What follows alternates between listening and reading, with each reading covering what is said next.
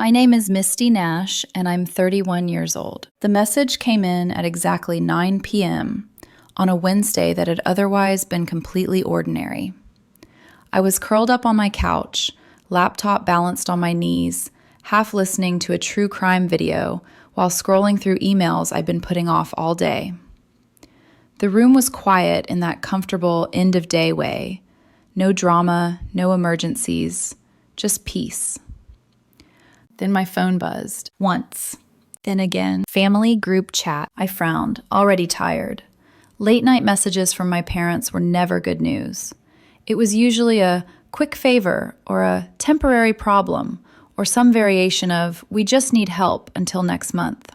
I picked up my phone, expecting the usual. Instead, I read, Dad, we're done, Misty. Don't contact us again. Consider yourself cut off. I stared at the screen, waiting for the punchline. Cut off. I read it again, slower this time. Like maybe I'd misunderstood. Like maybe autocorrect had betrayed him, or I was missing context. But no, it was clear, cold, final. For a moment, I didn't feel angry. I didn't feel sad either. What I felt was blank. Like someone had pulled the plug on something that had been humming in the background of my life for years. Then another notification popped up. My younger sister Bella reacted to my dad's message with a laughing emoji. A second later, she typed, Bella, about time someone said it. That was the moment it stopped feeling sudden. That was the moment I understood this wasn't emotional. It wasn't impulsive. It wasn't a fight that got out of hand. This was planned. They'd talked about me, sat together, maybe over dinner, maybe in the living room of the house I'd helped keep afloat, and agreed that I was the problem. Not the debt, not the constant borrowing, not the years of excuses. Me. I could have typed out a paragraph. I could have defended myself, listed everything I'd done for them, reminded them of all the times I'd stepped in when no one else would. I could have asked why. Instead, I typed one sentence. Me, no problem. I'll have my lawyer send the loan repayment notices tomorrow. 3 little dots appeared instantly, then disappeared, then appeared again. Typing dots filled with panic. My phone started ringing before the message even went through. Mom. Decline. Dad. Decline. Bella. Decline. I flipped my phone face down and let it vibrate itself tired on the coffee table. A few minutes later, my best friend Marcus texted me. Marcus, you okay? You just went nuclear in the group chat. I sent him a screenshot. He called immediately. Holy hell, he said the moment I picked up. What did you do? I stopped writing checks. There was a pause on the other end of the line. Not judgment, not surprise, just understanding. Here's the thing about being the reliable one in a family. No one notices how much weight you're carrying until you put it down. And when you do, they don't thank you. They panic. For 6 years, I'd been my family's safety net, their emergency fund, their backup plan, the person they called when rent was short, when a credit card maxed out, when something unexpected happened for the 5th time that year. They never called it what it was. They called them temporary loans. Loans that were never temporary. Loans that were never repaid. And the worst part? They thought I wasn't paying attention. What they didn't know, what they never wanted to believe, was that I kept records, detailed ones. Every major loan came with a signed agreement.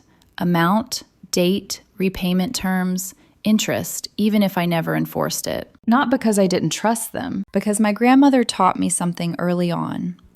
Love without boundaries turns into entitlement.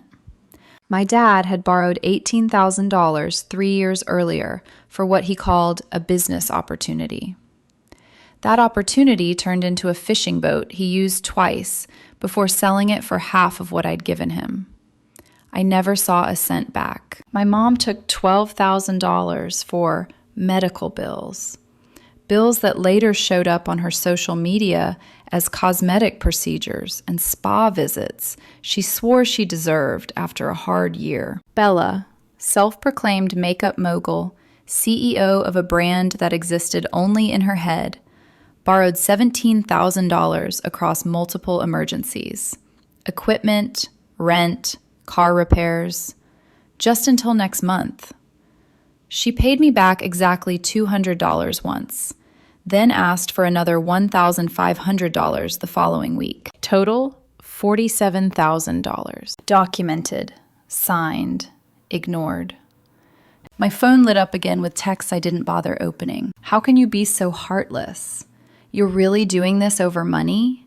Your mother is crying. At midnight, my dad sent one last message. Dad, your mother is crying herself to sleep. I hope you're happy. I stared at it for a long moment before typing back. Tell her to dry her tears with one of the loan agreements she signed. Then I muted the chat and went to bed. What they didn't know, what none of them could have prepared for, was that 3 days earlier, I'd had lunch with my grandmother.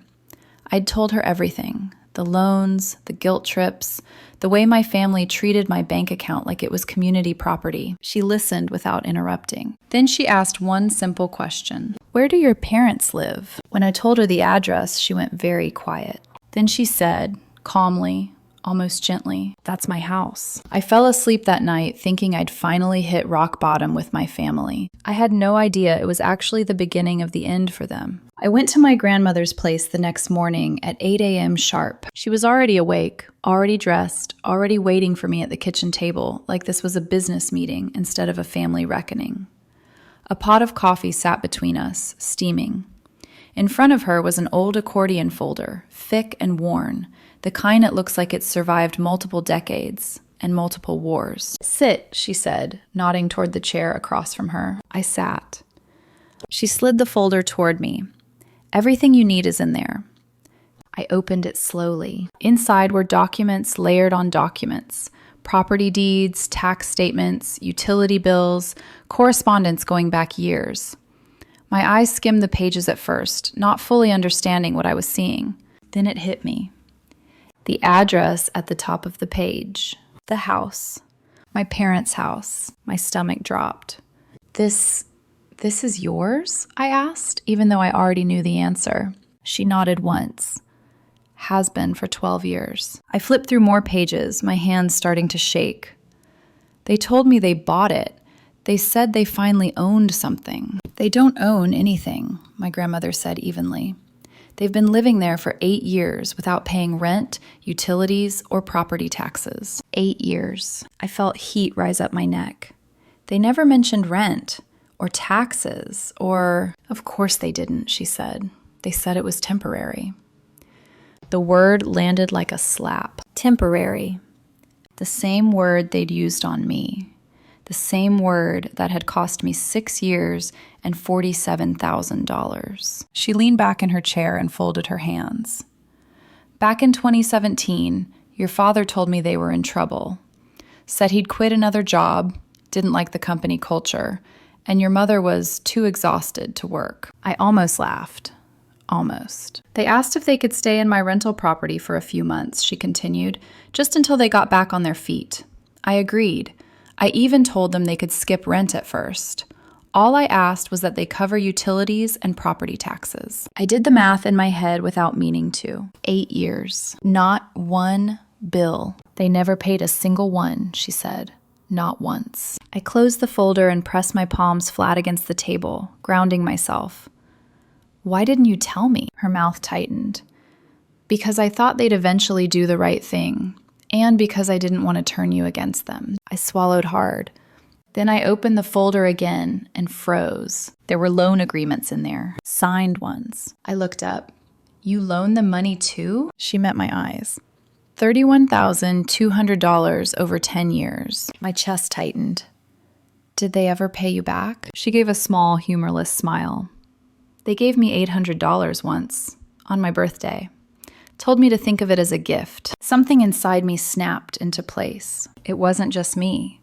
It had never been just me. They'd been doing this for years, decades, rotating victims, always positioning themselves as desperate, misunderstood, unlucky, always finding someone who loved them enough to believe them. My grandmother took a sip of her coffee. I spoke with my attorney yesterday. That got my attention. He says we have grounds for immediate eviction based on non-payment and breach of agreement, she continued. But the loans? Those give us leverage. She reached under the table and pulled out another folder, newer, cleaner. Inside were drafted demand letters, court filing templates, legal notices already prepared. My heart started pounding. We're going to file repayment demands for every loan, she said calmly. Yours and mine, combined. I did the math again, slower this time. $78,200, I said. She nodded. We give them 30 days. If they don't pay or try to set up a payment plan, we take it to court. We get judgments. We garnish wages. And the house? I asked. If they want to stay, she said, they start paying market rent, $3,000 a month. I exhaled sharply. They can't afford that. I know, she said. That's not my problem. I leaned back in my chair, heart racing. For the first time, I wasn't the one scrambling to fix things. I wasn't negotiating or softening or absorbing the fallout. I was watching the board reset, with me on the right side of it. There's something else, she added. She opened her laptop and turned it toward me. A listing filled the screen. Luxury short-term rental. Downtown vibe. Pet-friendly. $180 per night. I recognized the exposed brick immediately. That's Bella's room, I said slowly. My grandmother's voice went cold.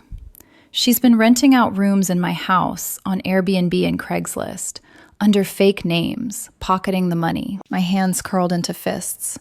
How long? At least 18 months. Based on the booking history, she's made $15,000 to $20,000 while borrowing from me, while crying poverty, while laughing at me in a family group chat. What do you need me to do? I asked. She smiled, but there was steel behind it. Nothing yet, just be ready. For what? For them to say you're destroying the family, she said. For them to paint you as cruel. For them to come at you hard. I nodded. I'm ready. Good, she said, closing the folders. The demand letters go out today. The eviction notice goes out tomorrow. She stood, signaling the meeting was over. After that, she said, we wait. I left her house feeling something I hadn't felt in years. Not guilt. Not fear. Control. And by the afternoon, my parents' entire world was about to start collapsing, one certified letter at a time. The certified letters hit their mailbox at 3:02 p.m. I know the exact time because my phone started vibrating itself across my desk 3 minutes later. I was sitting in a conference room at work, pretending to care about quarterly projections, while my phone lit up like a slot machine. 17 missed calls in under 20 minutes, 6 voicemails, 34 text messages, all from different combinations of the same 3 people. I excused myself from the meeting, muttered something about a family emergency, and stepped into the hallway. The second I unlocked my phone, the messages flooded in. Mom, what have you done? We got a letter from a lawyer. Call me right now.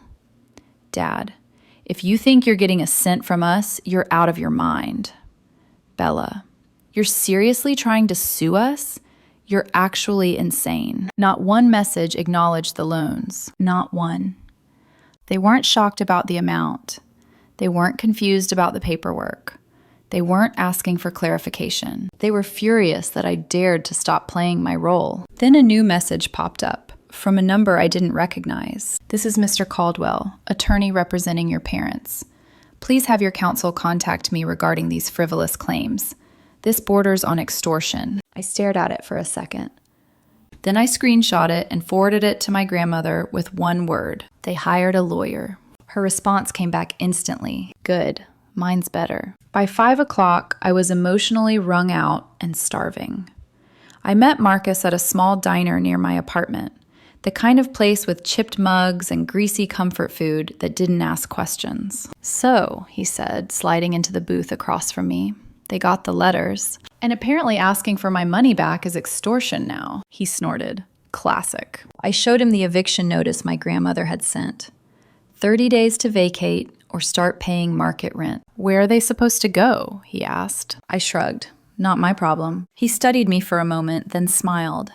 Damn, that's cold. No, I said quietly. It's accurate. I told him about the Airbnb listings, about Bella renting out rooms in my grandmother's house while borrowing money from me for rent she wasn't paying. Marcus's face shifted from amusement to disgust. Wow. That's next level. That's my sister. My phone buzzed again. This time, it wasn't my parents. It was a group text. Someone had created a new chat called Family Crisis and added every extended relative they could think of. Aunts, uncles, cousins I barely spoke to. Aunt Rose, can someone explain what's going on? Uncle Jeff, I'm hearing lawyers are involved. Misty, why are you suing your parents? There it was. The smear campaign. I took a breath before typing. Me. I'm not suing anyone. I'm requesting repayment of documented loans per signed agreements. Then I attached a photo. My dad's loan agreement, $18,000. Repayment terms, 24 months. Signature, clear as day. The chat went silent for a full minute. Then, Uncle Jeff, wait, that's an actual contract. Cousin Amy, there are more of these? I sent another.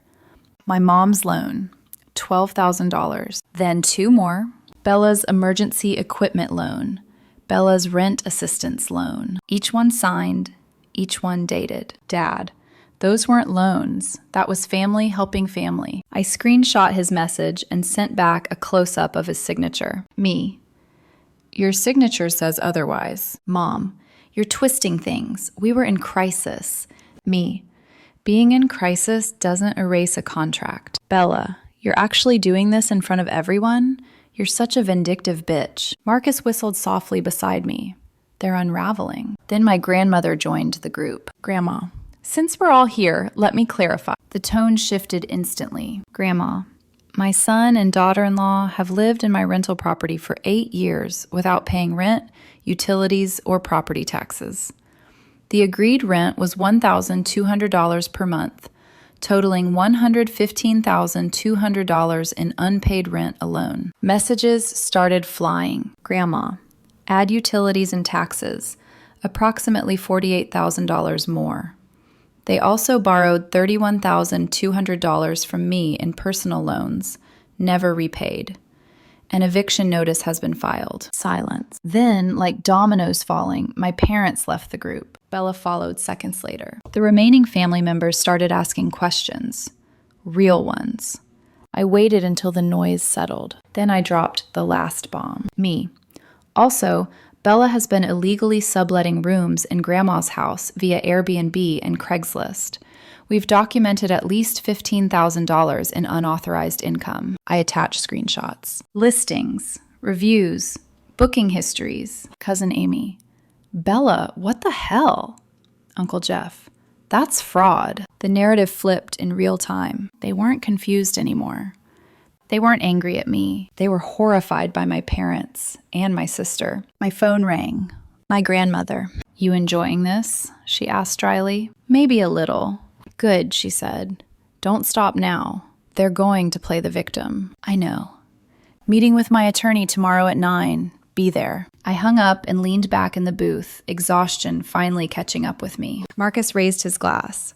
To not being a doormat anymore. I clinked mine against his. The next 2 weeks were going to be war. And for the first time in my life, I wasn't scared of it. The eviction happened on a Tuesday. I know that because Tuesdays had always been my parents' favorite day to ask for money. Something about the middle of the week made emergencies feel more urgent to them. This time, though, I wasn't there. Neither was my grandmother. We sent her attorney and a sheriff's deputy instead. I was at work, staring at my computer screen, pretending to review a proposal while my phone sat face down beside my keyboard. I didn't need to look at it to know what was happening. My entire body felt tuned to the same frequency, tight, alert, waiting. Around noon, my phone buzzed. Unknown number. I stepped into an empty conference room and answered. It's done, my grandmother's attorney said. His voice was calm, professional, almost bored. They're out. I let out a breath I didn't realize I'd been holding. Any issues? Your sister threw a makeup palette at the deputy. Missed him by about a foot. Of course she did. Other than that, he continued, standard behavior. Arguing, crying, accusing everyone of betrayal.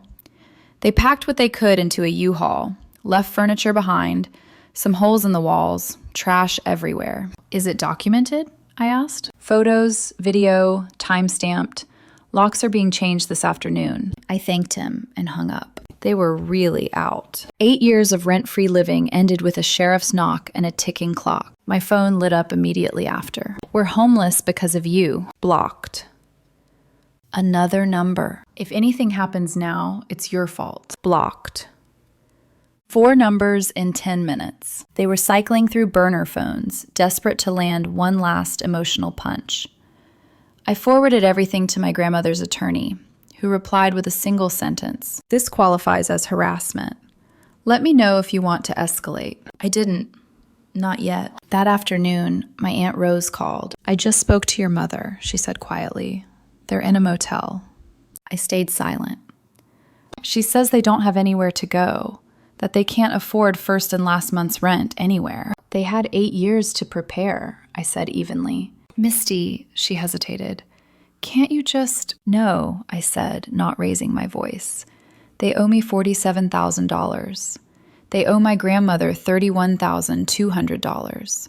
They lived rent-free for 8 years and stole money on top of it. I'm not the villain here. There was a long pause. You're right, she finally said. I feel bad. So do I replied. But feeling bad doesn't erase what they did. She apologized for calling and hung up. The next phase was uglier. My mom showed up at my office. She walked past reception before anyone could stop her and called my name loudly enough for half the floor to hear. When I came out, her eyes were red, her voice already shaking. Please, she said, don't do this. We'll lose everything. I kept my voice low, controlled. You need to leave. We're family, she said, reaching for my arm. Family forgives. I stepped back.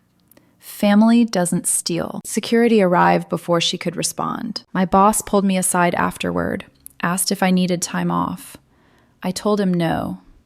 I was done hiding. The court dates came quickly after that. First, the loan repayment hearing. I sat beside my grandmother on one side of the courtroom.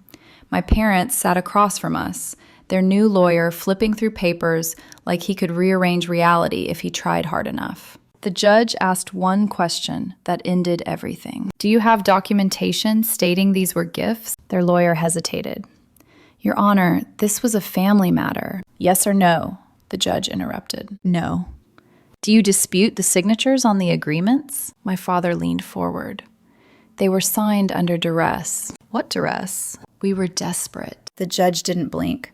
Desperation does not invalidate a contract. Judgment was granted. $78,200 combined. $800 per month, court ordered.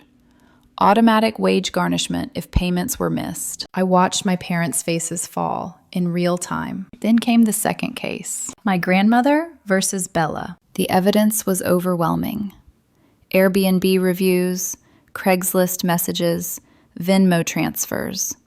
Nearly $19,400 in documented illegal rental income. The judge didn't even hide her disbelief. You operated an unlicensed rental business from property you did not own, she said to Bella, and pocketed the income. Judgment for the plaintiff. Wage garnishment authorized. Bella stormed out before it was over. After that, things got quiet. Not peaceful. Quiet. The kind of silence that follows a building collapse, when everyone is just standing there, staring at the wreckage, realizing nothing will ever look the same again. My parents scraped together an apartment. My dad took a warehouse job.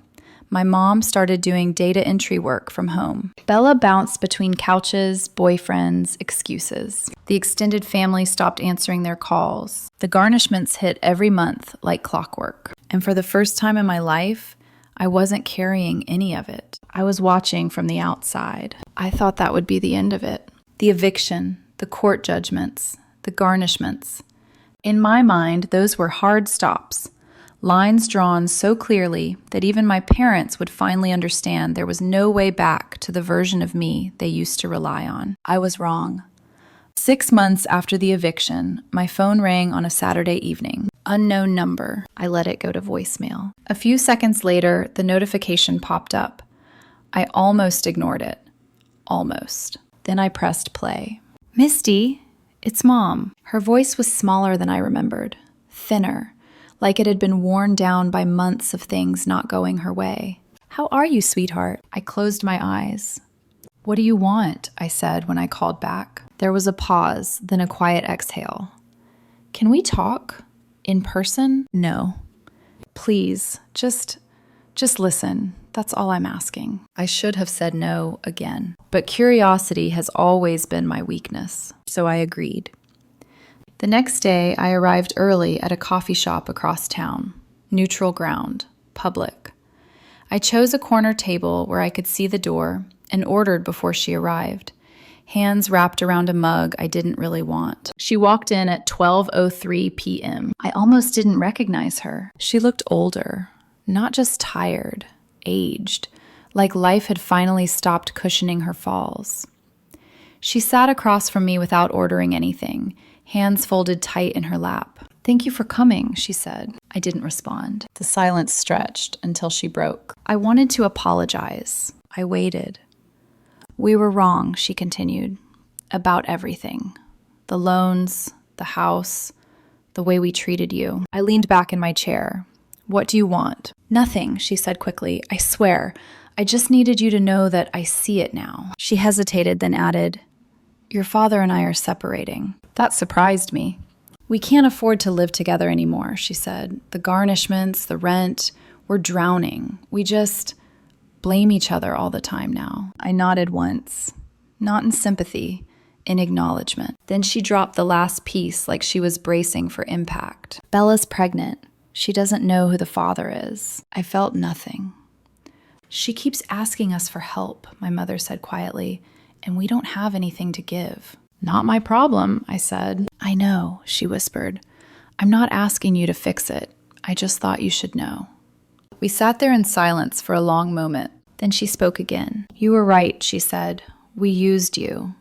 And when you stopped letting us, we tried to destroy you for it." I studied her face, searching for the angle, the manipulation, the hook. There wasn't one, just exhaustion. "That's all?" I asked. She nodded. I stood. "Thank you for the apology," I said evenly. "But it doesn't change anything. You still owe me $47,000. The garnishment continues until it's paid." "I understand," she said. "Do you?" I asked. "Because for years you acted like consequences didn't apply to you." Her eyes filled, but she didn't argue. I walked out. 2 weeks later, my dad called. I didn't answer. He left a voicemail. "Misty, I know you don't want to talk to me. I get it. But I'm asking, begging you to talk to your grandmother. She won't answer my calls. She's my mother." I didn't respond. That night, my grandmother called me. "He left me 5 voicemails," she said flatly. "I know. He asked me to forgive him. And I deleted them." "Good.